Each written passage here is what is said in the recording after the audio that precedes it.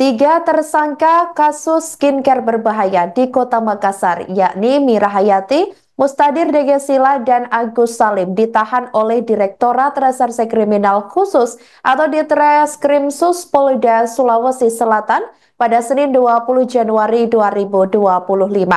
Kasubdit Penmas Bidang Humas Polda Sulsel, yakni Yarlin Tanding KT, membenarkan kabar tersebut. Ketiganya baru ditangkap sekarang lantaran berkas perkara tiga tersangka tersebut baru lengkap atau P21, meski penetapan tersangka ini sudah dilakukan sejak November 2024 lalu. Meski ketiganya ditahan, dua diantaranya yakni Mira Hayati dan Agus Salim langsung diantarkan ke rumah sakit lantaran mengaku mengeluhkan kondisi kesehatannya. Diketahui Agus Salim mengeluhkan sesak napas dan nyeri di dada. Diketahui ia kini dirawat di lantai 5 kamar 502 Rumah Sakit Ibnu Sina Makassar. Sementara Mira Hayati dirawat di Rumah Sakit Ibu dan Anak Permata Hati Makassar. Sebelumnya diketahui Lembaga Bantuan Hukum atau LBH Makassar sempat menyoroti tidak ditahannya Mira Hayati CS.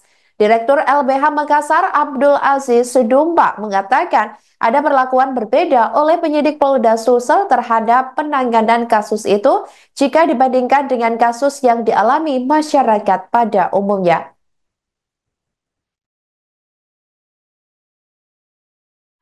Bisa kami jelaskan bahwa terkait dengan skincare tersebut ada telah dilakukan tiga penahanan terhadap tiga TSK ini. Yang pertama yaitu TSK AS, itu telah dilakukan penahanan, namun pada saat ini telah dilakukan juga pembantaran terhadap tersangka karena sedang dirawat di rumah sakit. Kemudian TSK kedua adalah HM, itu dilakukan juga pembantaran di rumah sakit karena mengeluh sakit. Dia dirawat di Rumah Sakit Ibu dan Anak Permata Hati. Kemudian yang ketiga adalah tersangka MDS, itu telah dilakukan penahanan di Rutan Mapolda Sulawesi Selatan. Demikian prosesnya sudah dinyatakan lengkap P21 dan langkah selanjutnya yang akan dilakukan oleh penyidik akan melakukan tahap 2, yaitu pengiriman tersangka dan barang bukti ke JPU dan selanjutnya JPU yang akan melakukan penuntutan. Bu, ini yang dua yang di rumah sakit ini mengeluh apa, Bu, sampai di yang TSK AS ini dia mengeluh sesak nafas dan nyeri dada. Kemudian yang TSK HM ini mengeluh sakit karena dia sementara hamil. Demikian. Rencana sampai kapan, Bu?